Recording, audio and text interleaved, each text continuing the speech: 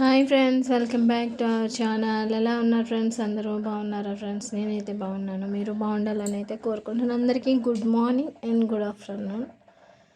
ఇక్కడ నేను వంకాయ శనగపప్పు కర్రీ చేశానండి. ఇది నిన్నటి బ్లాగ్ నిన్న చేశానండి. నిన్న సాయంత్రం చేశాను వంకాయ శనగపప్పు కర్రీ.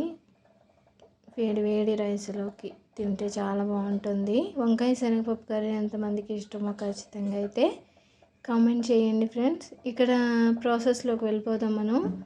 ఇక్కడ నేను ఒక 3 వంకాయలు అయితే తెల్ల వంకాయలు తీసుకున్నాను. మీరు ఇదే ప్రాసెస్లో నల్ల వంకాయలు కానీ అయినా తీసుకోవచ్చు. నేను ఇక్కడ తెల్ల వంకాయలు 3 తీసుకున్నాను. తర్వాత శనగపప్పుని ఒక 1 అవర్ ముందే ఒక 4-5 స్పూన్లు అయితే వేసి నానబెట్టేసుకున్నానండి. దీంట్లోకి ఒక 3 టమాటాలు, కొంచెం వెల్లుల్లిపాయ, అల్లం, జీలకర్ర కొంచెం దంచుకున్నాను. తర్వాత ఒక ఉల్లిపాయ తీసుకున్నానండి. ఒక పెద్ద సైజు ఉల్లిపాయ, 3 పచ్చిమిర్చి. ఇక్కడ ఒక బాండీ పెట్టి మనం కర్రీలోను ఆయిల్ అనేది కొంచెం ఎక్కువగానే వేసానండి. ఒక 6 స్పూన్లు అయితే ఆయిల్ అయితే వేసాను. ఆయిల్ కొంచెం వేడైన తర్వాత మనం దీంట్లోను ఉల్లిపాయ, టమాటా, పచ్చిమిర్చి కట్ చేసుకున్నాం కదండి, అవైతే దీంట్లో వేసేసుకోవాలి. ఇవి కొంచెం గోల్డ్ కలర్లో వచ్చేదాకా ఫ్రై చేసుకోవాలి. మనకి ఆనియన్స్, టమాటా అనేది తొందరగా ఫ్రై అవ్వాలి అంటే మనం దీంట్లోనూ కర్రీకి సరిపడా ఉప్పు, కొంచెం పసుపు అయితే వేసుకోవాలి. ఇక్కడ నేనైతే ఉప్పు, పసుపు వేసి మూత పెట్టేసుకున్నానండి. కొంచెం తొందరగా మగ్గుతుంది కాబట్టి.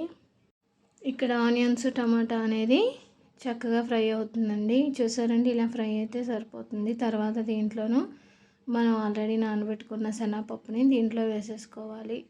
కావాలితే మీరు అప్పటికప్పుడు ప్రిపేర్ చేసుకోవాలనుకుంటే ఒక విజిల్ వేయించేసుకోవచ్చు శనగపప్పు.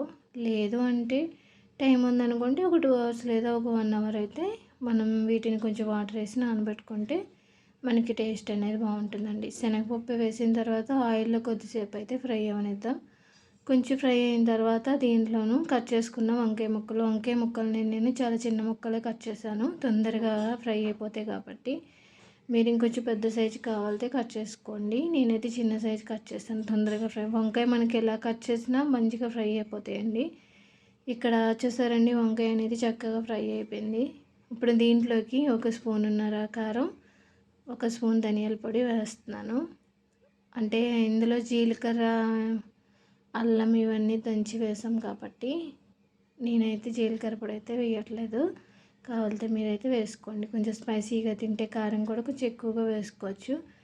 నాకైతే ఇలా సరిపోతుందండి. స్పూనున్నర అంటే కొంచెం ఎక్కువే కారం. ఒకసారి మనం వేసిన తర్వాత మొత్తం కర్రీకి అంతా బాగా కలిసేంత వరకు కూడా కలుపుకొని ఒక 1 మినిట్ అలా ఉంచుకున్నాం.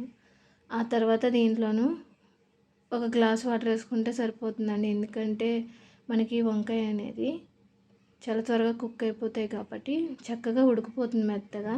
ఎక్కువ వాటర్ వేసుకోకుండా చక్కగా ఒక చిన్న గ్లాస్తో 1 గ్లాస్ వాటర్ వేసుకుంటే సరిపోతుంది. ఇక్కడ ఫైనలీ మనకి చక్కగా కొత్తిమీర కూడా లాస్ట్ ఫైనల్. ఇంకొక 5 మినిట్స్ అయితే కర్రీ అనేది అయిపోతుంది.